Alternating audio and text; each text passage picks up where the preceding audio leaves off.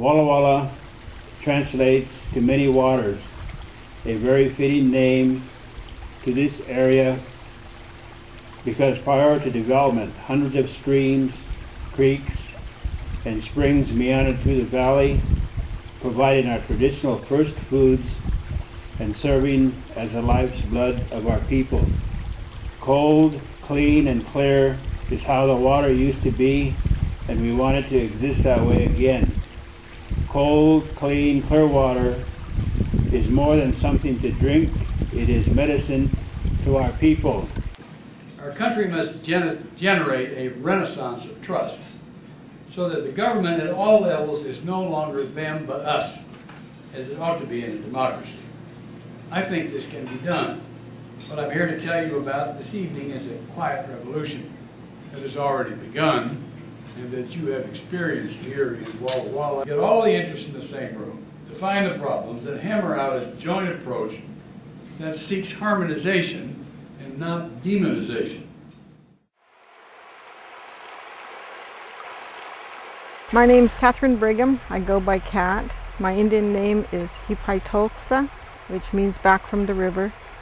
I've been on the Fish and Wildlife Committee since August of 1976.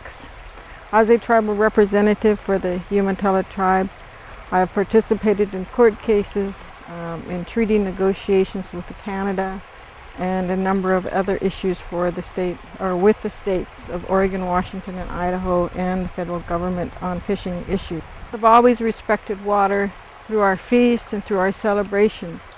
When we have our feast, we give thanks to our foods for coming back, and water is part of that. So at the end of our service, or end of our prayers, we say "Chush," because that's our water. This is our part of our way of life, our culture, and our traditions. Typical morning of getting up at 4:45 to change the water for the sets for the day.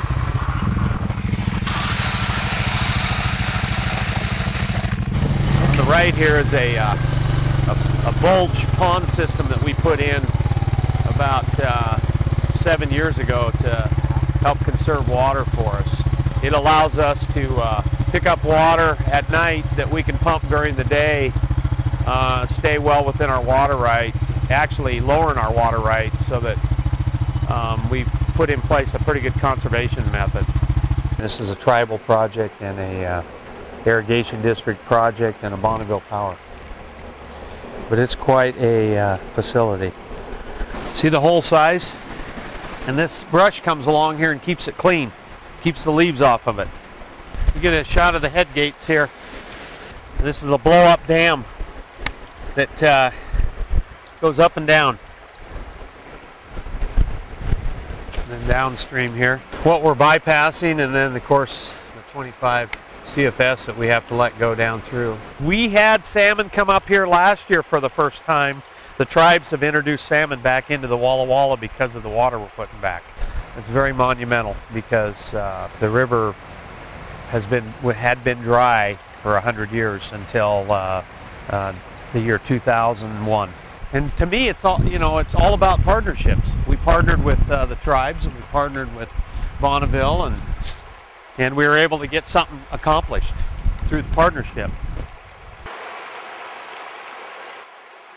The Walla Walla watershed is unique in that we have both urban and rural populations spanning the 5 counties that are included in this bi-state basin. There's numerous cities, and when you look at all those different jurisdictions and the physical characteristics of this area, we have 13 creeks that run through the downtown populated area. We have 3 major river systems, and we have many of the same challenges that some of our larger cities and urban areas on the western side of Washington State have experienced.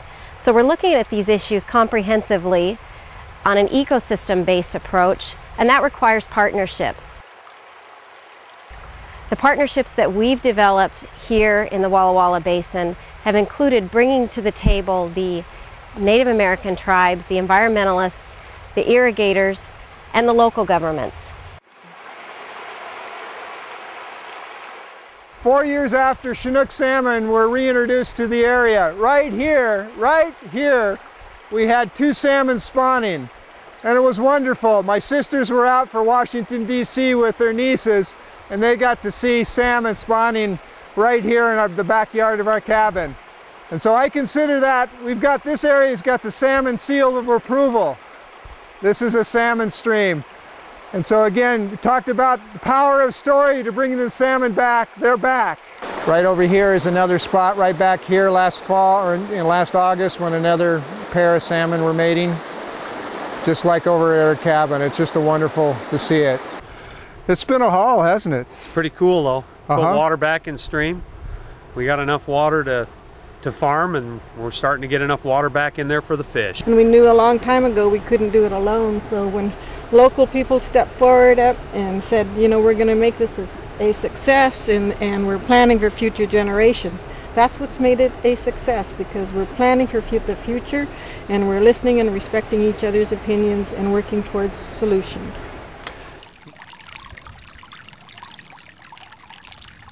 And we had just spent the day down in the valley and looked at, you know, some very innovative, absolutely sort of cutting edge agricultural practices. The wine grape growing part of we saw wine grapes, we saw lots of other things, and lots of water management improvements going on all over the valley. And then we went up into the South Fork, and it was, you know, there were ponderosa pines and this very nice looking river with lots of water and these great big fish. And imagine having these streams flowing through town with those big old fish running up and down the streams. I mean, that is a vision that is historic. It was here at one time. It could be here again. It'll only happen through the continued effort of this group, but it is a hell of a vision. And I've told people about the phrase, the Walla Walla Way.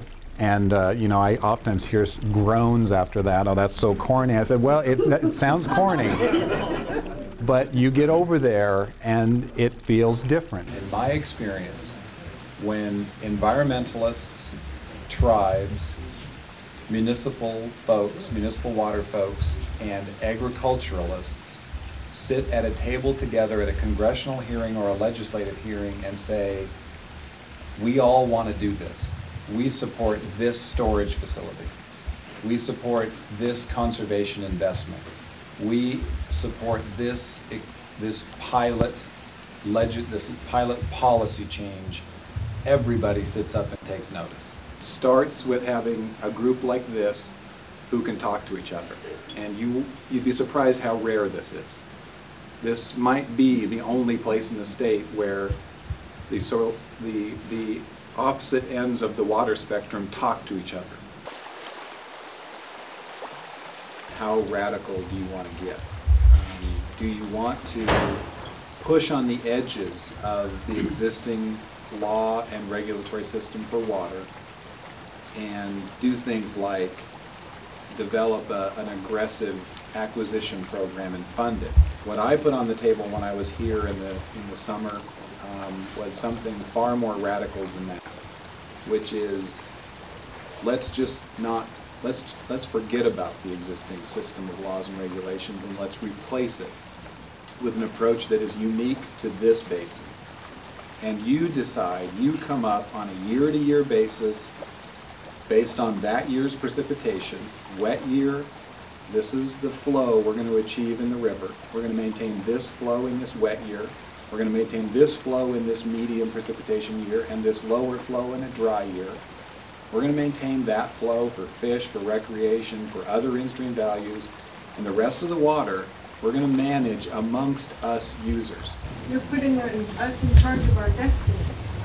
I think that is great.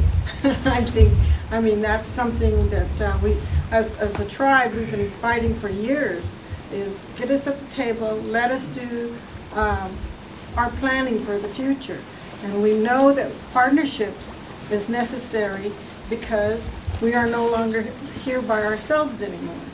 This initiative and this thinking out of the box is what it will take to restore the fish in the river.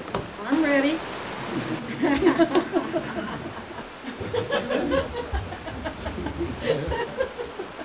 think this is it.